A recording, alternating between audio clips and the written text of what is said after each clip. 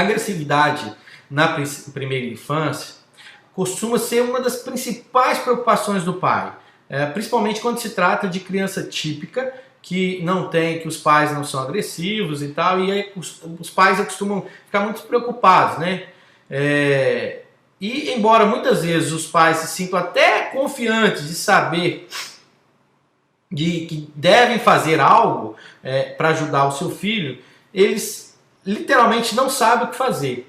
Principalmente quando se trata de criança de primeiro filho, ou então de um filho que já está bem mais velho, aí vem um filho menorzinho. Então, assim, eles não sabem realmente o que fazer. E aí, como eu falei com vocês, eu tenho rotineiramente essas questões em consultório. E teve uma mãe que ela me mandou um áudio, que eu até transcrevi aqui o áudio, porque me impactou, sabe? Logo essa semana, e eu trabalhando isso com ela, a mãe me fala assim, ó, eu sei que eu quero ensinar a ela a não pegar os brinquedos, e principalmente a não bater nos coleguinhas, se ela ficar com raiva. Eu digo para ela parar quando eu vejo ela fazer isso. Eu aviso que se ela fizer de novo, ela vai ter comigo. Ela vai ficar de castigo. Doutor, a conversa não ajuda nada. Nem o castigo. Não sei mais o que fazer. Por favor, me ajuda. Essa é a fala de uma mãe que mandou esse recado para mim. Aí assim, olha só. Parar comportamentos como bater, como morder, claro que é uma ótima ideia.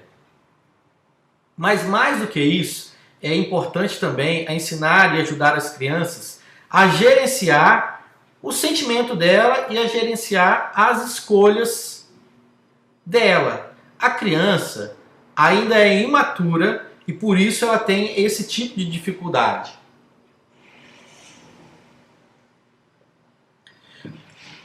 Olha só, mais importante do que pedir para parar de bater ou simplesmente parar de bater ou morder é ajudar o filho a encontrar as melhores formas de expressar esse sentimento, que é a raiva.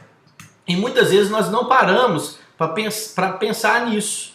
Né? A gente vai assim, ela tem que parar, mas eu não ensino métodos para ela parar.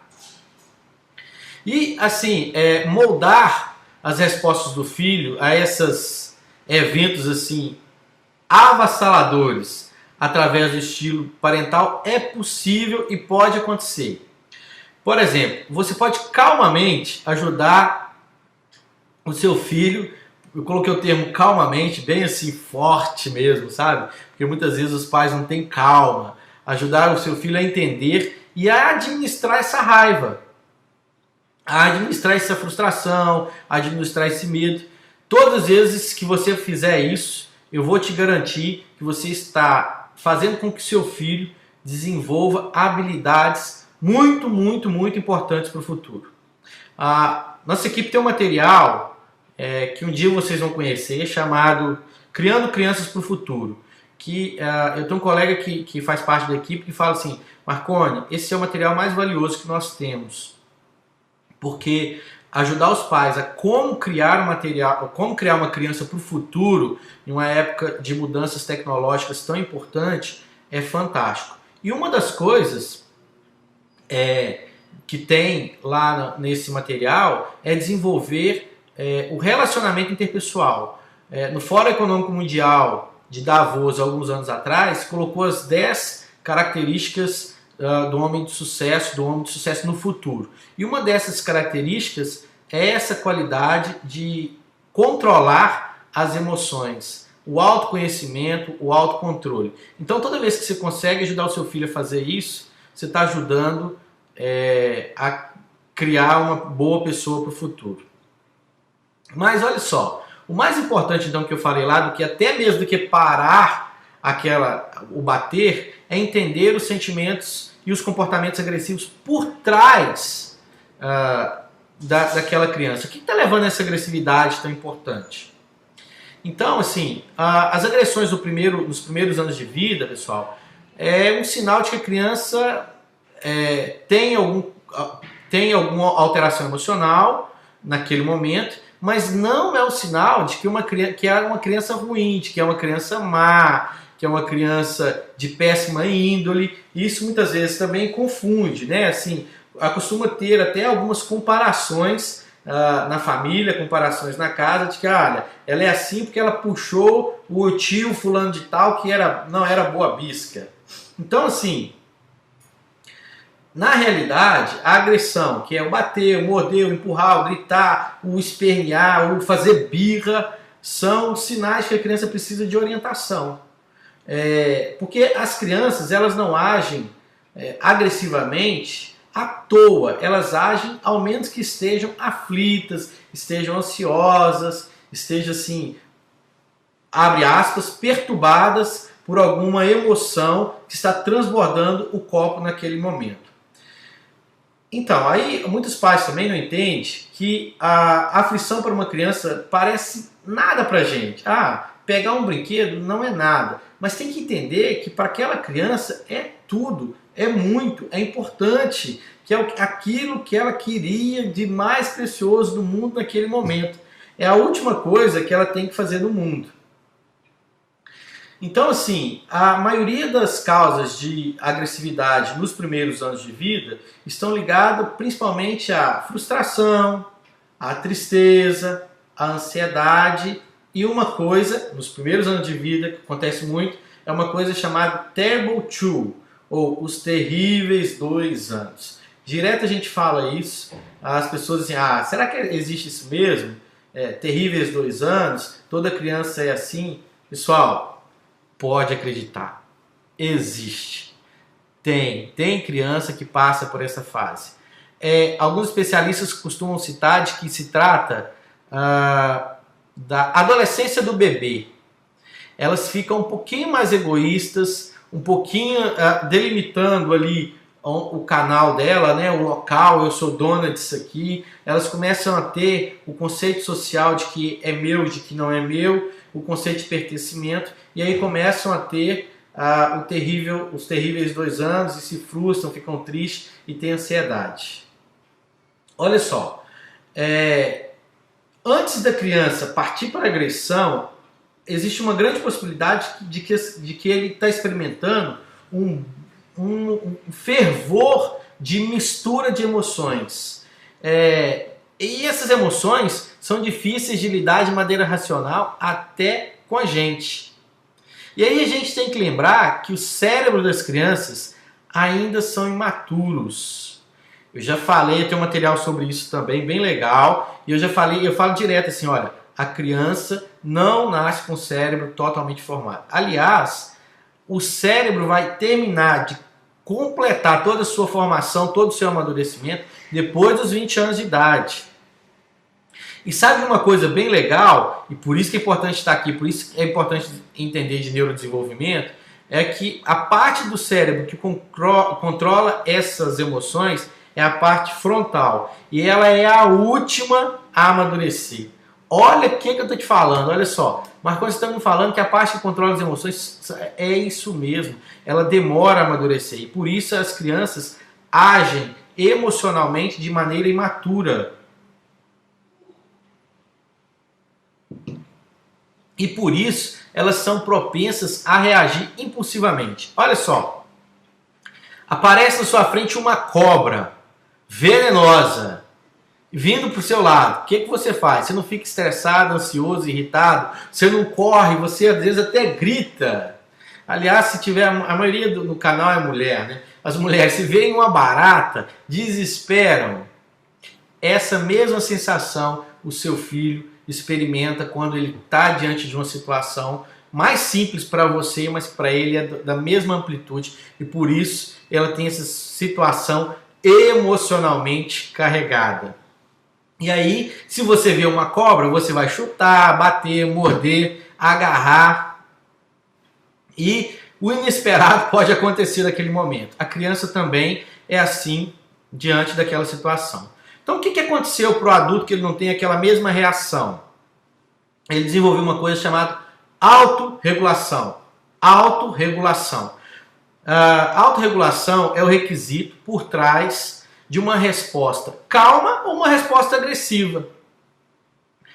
Uma causa comum de comportamento agressivo de crianças menores de 10 anos está relacionado muitas vezes à incapacidade dessa autorregulação por causa do atraso ou da ainda não conclusão, não atraso, né? De não estar desenvolvido o sistema nervoso central. Então, ela não tem um amadurecimento do sistema nervoso central, ela não tem o controle da sua autorregulação. Eu vou falar para você de novo, porque assim, esse conceito de autorregulação, eu acho que tem que ficar muito claro para vocês. A autorregulação é a capacidade de monitorar e controlar os nossos pensamentos, os nossos comportamentos e responder às intervenções externas de maneira adequada a cada situação. Então é como que eu sofro uma agressão externa, né, e eu reajo àquela agressão. Isso é autorregulação. Eu acho que eu já estou louco para contar o que aconteceu com a Olguinha. Como pedir autorregulação é algo excepcional para o desenvolvimento e o bem-estar emocional. Todas as vezes que eu tenho autorregulação, eu não me frustro tanto, emocionalmente eu sou mais equilibrado. E aí assim, você me falou, o cérebro está imaturo, ela não desenvolveu autorregulação. E como é que é isso? Ela pode aprender. Tem crianças que aprendem essa autorregulação mais cedo. Tem crianças que aprendem ela mais tarde. Mas todas as crianças têm a capacidade de desenvolvê-la, de aprender, desde que seja ensinado. E aí, quanto antes você ensinar, mais cedo ela vai aprender. Olha só, uma das coisas bem importantes assim, de como ensinar a autorregulação dos filhos é ter autorregulação em casa. Pais que autorregulam e comunicam adequadamente com seus filhos um caminho de desenvolvimento das habilidades de autorregulação, as crianças também desenvolvem essa capacidade. Como assim, Marconi? Olha, pais que gritam, crianças gritam. Pais que falam baixo, crianças falam baixo. Pais que jogam as coisas no chão, crianças jogam as coisas no chão. Pais que batem, crianças batem. Entendeu? Então, uma forma de controlar essa autorregulação é nesse sentido de também, de ajudar seu filho a desenvolver a autorregulação, é de ter... você também ter autorregulação. Eu já falei naquela aula lá no início sobre de parentalidade positiva, que ajudar o filho a desenvolver essas habilidades, os estudos mostraram que ajudaram os pais também a desenvolver outras habilidades, inclusive laborais no serviço, e melhorou os pais. Muitas vezes a gente fala assim, nossa, quanto eu fui importante para o meu filho. Só que a gente esquece assim, quanto o nosso filho é importante para a gente, né? Nossos filhos nos ensinam todos os dias, todos os dias. A gente quando vai ser pai, fala, o meu não vai fazer isso, o meu não faz aquilo, o meu não age assim, o meu não age assado. Aí quando nasce da gente parece que é só para marcar a gente, acontece algumas situações assim. Mas a gente pode ajudar a desenvolvê-los da melhor forma possível, por isso que vocês estão aqui, por isso que existe esse canal. Vamos lá, Marconi, tô achando essa aula sua muito complicada, eu quero um negócio mais prático. Me ensina aí como eu vou ajudar o meu filho a gerenciar melhor a raiva, a gerenciar melhor a frustração, a gerenciar melhor a agressão. Então, olha só, eu vou te falar umas 5 coisas para que você haja nesse sentido. Cinco formas, existem várias. Eu listei aqui as que eu acho importantes e a que eu acho principal. A primeira orientação é assim, se prepare e prepare o seu filho. Como assim? Olha só, é provável que você consiga identificar algumas situações que tornam mais provável que seu filho vai se irritar, que ele vai agir, que ele vai ficar agressivo. Você já sabe, você já tem assim, olha, quando acontece isso, ele fica bravo, ele briga, ele grita. Então preveja o que vai acontecer. E aí, através da previsão, você se prepara e prepara seu filho. E uma das coisas para preparar você e seu filho é assim, pergunte a si mesmo, o que posso fazer para ajudar meu filho a administrar bem esse evento? Ou quais sinais eu vou procurar para que eu possa ajudar meu filho a entender essa situação e parar com isso o mais cedo possível? Então preveja. Através desses sinais, você pode tomar atitudes que não vai deixar seu filho chegar a esse ponto. Beleza?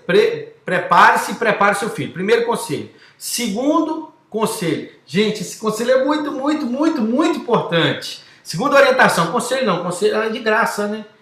Segunda orientação. A segunda orientação científica, muito importante, que muita gente não tem, não desenvolve, que é incentive o seu filho a desenvolver empatia. Como é que eu ensino meu filho a desenvolver empatia? É simples. É a coisa mais simples do mundo. É assim, olha, e se fosse você? É só essa pergunta que ele tem que responder. Ele respondeu essa pergunta, ele vai ter a melhor atitude possível. Isso é conselho para os pais também, né? E se fosse você? Quando o filho tem uma explosão, você tem que esforçar para parar o comportamento. Eu concordo com isso. Você vai prever, você vai preparar. Só que o que é importante é que depois do evento, você não pode esquecer de abordar os sentimentos. Abordar as sensações, a dele e o da outra pessoa. Então, depois que a tempestade passar, depois que parou aquela complicação toda, ouça seu filho, ouça suas necessidades e procure com que ele desenvolva empatia. E se fosse você, meu filho? Se fosse você, Augusto, se fosse você, Olga, que estivesse comendo com um brinquedinho na mão e viesse uma pessoa e tomasse igual você tomou, o que você faria? Olha só, as pesquisas mostram, tem dois caras que pesquisam muito essa questão de parentalidade positiva, um é chamado Carmody e o outro é chamado Kim. Eles publicam muito sobre parentalidade positiva. E aí eles mostram que um estilo parental acolhedor, um estilo parental responsivo, que permite a expressão completa dos sentimentos da criança, ajuda a criança a desenvolver essa questão de autorregulação, ajuda a mostrar o desenvolvimento cerebral. Ajuda a melhorar o amadurecimento cerebral. Esse estilo também oferece benefício a longo prazo para o bem-estar psicológico geral da criança, para o bem-estar psicológico geral da família. Então tem estudos mostrando essas questões que eu estou falando com vocês aqui. E a terceira coisa é muito importante, só que tem sido muito difícil também nos últimos tempos. Eu não sei como mais fazer para que pais tenham essa habilidade. Marconi, que habilidade é essa? A habilidade de brincar. Olha só, brincar e gastar energia. Isso, gente, tem sido uma orientação minha de consultório em receituário médico. Os pais não brincam mais com seus filhos. Os filhos não gastam mais energia, ficam no tablet, no computador, no celular o dia inteiro. E aí o pai chega e fala, não, o celular está fazendo mal, vamos tirar o celular. Ele tira o celular e não dá nada. Então a criança não brinca, a criança não desenvolve, não gasta sua energia. E aí o que acontece? Começa a ter comportamentos agressivos, comportamentos irritados, começa a morder. Eu não estou comparando, presta atenção, hein? Eu não estou comparando filho de ninguém com cachorrinho, tá bom? Mas olha só, lembra do José que destruiu a cama? Então, hoje os proprietários de cães sabem que eles têm que sair com o cão, dá uma voltinha, porque se eles não fizerem isso, os cães ficam tão irritados, tão agressivos, que começam a destruir a casa. Igual o José. José, pelo amor de Deus, José, você destruiu a casa. E é isso mesmo. Quando o cão não gasta energia, ele começa a roer, começa a ficar nervoso, começa a morder as coisas e pode causar danos. Gente, não é muito diferente o desenvolvimento dos animais com o desenvolvimento do ser humano. Se o seu filho fica o dia inteiro dentro de casa sem gastar energia, ele vai ficar estressado, irritado e vai querer tomar algumas atitudes complexas. Então, vá brincar, cara. Sai daí desse sofá, meu. Terminou a aula aqui. Meu filho, venha cá, vamos brincar de qualquer... O que você quer brincar? De jogar a almofada pro... Vamos brincar, pula aí, joga pra cá e tal. Vamos lá, porque assim, com isso, eu tenho certeza que você vai diminuir os comportamentos agressivos dele. Outra coisa, quarta coisa, tenha um plano de ação. Meu, não basta só falar. Sabe assim, você tem que ser legal. Fulano não bate ninguém. Não grita. Alguém toma coisa dele. Augusto, para. Não é só isso. Tem que ter um plano de ação. Se a coisa está acontecendo, está trazendo prejuízo, plano de ação. Como é que eu vou agir? O que é um plano de ação? Plano de ação é uma ação efetiva para o comportamento. Você pode ensinar ele como que ele deve agir diante de determinada situação. Tem um plano de ação. Meu filho, quando você ficar assim, você vai fazer assim, assim, assim, assado. Beleza? Contratado? Hoje eu tive uma aqui no consultório. É o rapazinho da crise de birra lá que eu falei. Fulano, José, quando você tiver a crise de birra, você vai fazer isso, isso e isso. Eu vou te falar o que eu falei para ele, ó. Quando você vê que você está evoluindo para ficar irritado, você vai tomar 3 atitudes para mim. Ou você vai sair de perto da situação, ou você vai correr. Como assim? Correr é sair correndo. Igual doido? Não é igual doido. Não, que doido não olha o carro. Mas é sair correndo, dar uma corrida aí dos 300 metros. Ou você vai tomar um banho. E vou te falar uma outra coisa que mata a pessoa quando vê que você tem o controle emocional. É a técnica de dispersão do joinha. Eu desenvolvi essa técnica. Quando eu vejo que eu não estou dando conta, eu lembro da técnica do joinha. Eu fecho meu olho e faço, ó, joinha. E sai de perto e acabou. Porque eu estou vendo que eu não vou dar conta. Né? E aí você pode ensinar isso para o seu filho. Meu filho, técnica do joinha. Quando você vê que você vai explodir, dá um joinha, sai vazado. Eu vou entender que você está chateado, que você está, desculpe, irritado.